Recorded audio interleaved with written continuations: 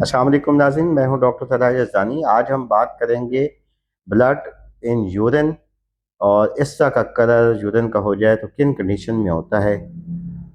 Horses में तीन ऐसी कंडीशंस हैं जिनके अंदर ये ब्लड जो है वो यूरिन में आता है।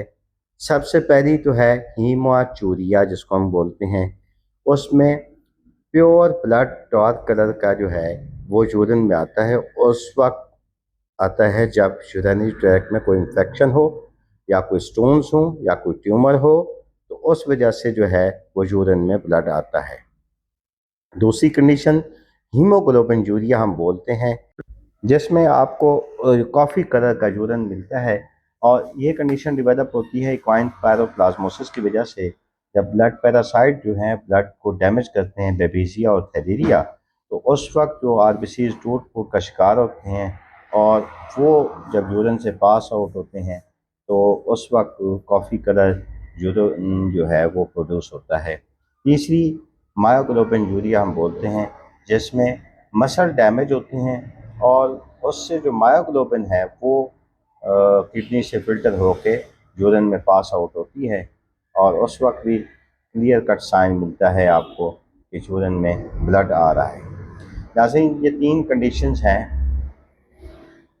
कभी भी डार्क कलर यूरिन आ रहा हो तो आपने ये नहीं कहना कि ये पायरोप्लाज्मोसिस है, बेबीजिया या थैलेरिया है। तो डिफरेंशियल डायग्नोसिस लाजमी करना है। अगर यूरिन में आपको आरबीसीज नज़र आ रहे हैं तो हीमाचूरिया होगा। अगर टूटे हुए आरबीसीज हैं तो हीमोग्लोबिन यूरिया है। अगर मसल डैमेज से पिगमेंट यूरिन में आ रहा है तो मायोग्लोबिन यूरिया है। और इक्वाइन प्रैक्टिस में रेड कलर का यूरिन है, फीवर है, अनीमिया है, एक्ट्रेस या जॉन्डिस है, तो पायरोप्लाज्मोसिस को इन्वेस्टिगेट लाजमी करें।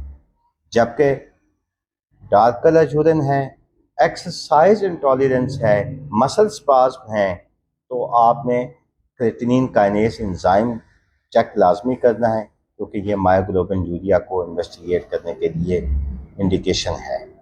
और रेड कलर यूरिन है, यूरिनरी ट्रैक्ट की कोई इन्फेक्शन शो हो रही है, तो आरबीसीज यूरिन में आ रहे हैं, आपने लाजमी हीमाचूरिया को इन्वेस्टिगेट करना है। ये तीन कंडीशंस हैं। आपने हर एक को डायग्नोस करने के लिए लाजमी लैब टेस्ट का सहारा ज़रूर लेना है, या ऐसे यूरिन का कलर देख के नहीं बताना कि ये पायरोप्लाज्मोसिस का केस है।